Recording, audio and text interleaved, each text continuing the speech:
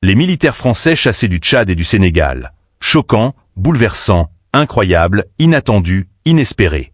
En l'espace de quelques heures seulement, le président du Sénégal et les autorités tchadiennes ont acté le départ de troupes françaises basées sur leur sol. Deux situations bien différentes, mais une même volonté de tourner la page sur la présence française en Afrique. Beaucoup sont choqués, bouleversés, appuyés dans leur sentiment de voir les troupes françaises finalement quitter. L'annonce a été faite. Cela prendra un peu de temps pour certains endroits afin qu'ils partent correctement et convenablement, avec un peu d'honneur qui leur reste. Malheureusement, c'est honteux. Ce n'est pas facile, c'est dur pour la France, surtout en parlant du Tchad, que la France considérait comme un allié. Je vous rappelle qu'il y a peu de temps, le Premier ministre français quittait le Tchad après une réunion forte avec le président tchadien. L'annonce des autorités tchadiennes est de loin la plus marquante et la plus difficile à encaisser pour les autorités diplomatiques françaises. Le gouvernement tchadien a publié un communiqué laconique annonçant la fin de ses accords de coopération avec la France. Les militaires français ont vécu au Tchad longtemps, avec facilité et honneur. Leur présence était justifiée par la lutte contre les terroristes, d'après eux, dans ce territoire. Ce pays représentait aussi une forteresse restante pour la population militaire française, déjà affaiblie après leur départ du Niger, du Mali et du Burkina Faso. Le président tchadien déclare « La France doit considérer que le Tchad a grandi et qu'il est un État très jaloux de sa souveraineté ». Ces propos, tenus après un entretien avec Jean-Noël Barrot, marquent une rupture historique. Pour la France, c'est un désappointement. Elle se sent évincée par un régime qu'elle a longtemps soutenu, depuis le père jusqu'au fils.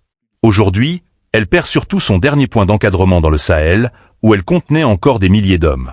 La date de leur départ n'a pas encore été précisée. Le silence radio des autorités françaises en réaction à cette annonce en dit beaucoup sur leur amertume vis-à-vis du pouvoir tchadien.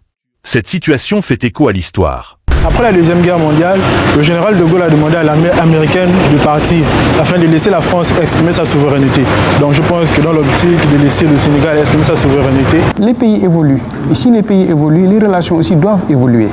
Et les populations aspirent à beaucoup plus de liberté, à beaucoup plus de souveraineté, à beaucoup plus d'indépendance. Et la France aussi devrait accepter cela et accompagner ces pays donc, par rapport à leurs aspirations. Le 28 novembre, le président sénégalais a annoncé son souhait de voir partir les troupes françaises. Vous concevrez très mal qu'une autre armée, la Chine, la Russie, le Sénégal ou n'importe quel autre pays puisse avoir une base militaire en France. Donc les soldats français doivent partir. Il n'y a pas encore de délai de rigueur par rapport à ça et si ça doit être fait, cela sera dit aux autorités françaises qui en auront la primeur et suivant les calendriers établis. Au Sénégal, la présence de 350 militaires français est prévue pour être réduite. Cependant, Bassirou Diomaye Faye a pris les devants en demandant leur départ. Comme pour le Tchad, la souveraineté est une priorité. On ne peut pas parler de souveraineté avec des militaires étrangers sur le territoire. Cela n'a aucun sens. Les autorités françaises doivent envisager des partenariats dégagés de cette présence, notamment avec des pays comme la Chine et l'Inde. Les Africains veulent vivre leur vie librement. Beaucoup de pays, comme le Japon ou Singapour, n'ont plus de force coloniale sur leur sol. Ils ont retrouvé leur indépendance et travaillent selon leurs capacités. Mais qu'est-ce qui a abîmé l'image de la France ? Ces annonces marquent une remise en cause profonde de la présence française en Afrique. Déjà chassée du Mali, du Niger et du Burkina Faso, la France voit sa présence réduite dans une région où elle mobilisait des milliers d'hommes contre les menaces djihadistes. Pourtant, cette mobilisation n'était pas gratuite. Des millions d'euros y ont été investis. La concurrence de la Russie et de la Chine, qui font de la région une zone d'influence prioritaire, pousse la France à repenser sa présence. Aujourd'hui, les pays africains demandent « Que apportez-vous concrètement pour rester chez nous ? Pourquoi cette base militaire ?» Le départ impromptu des militaires français pourrait entraîner des risques. Pourtant, pour le Tchad et le Sénégal, il s'agit d'un choix capital. Ces décisions marquent-elles le début d'une véritable liberté ou d'un réveil de l'Afrique francophone ?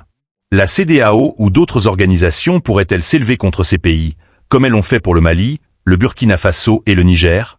Faites-moi savoir ce que vous en pensez.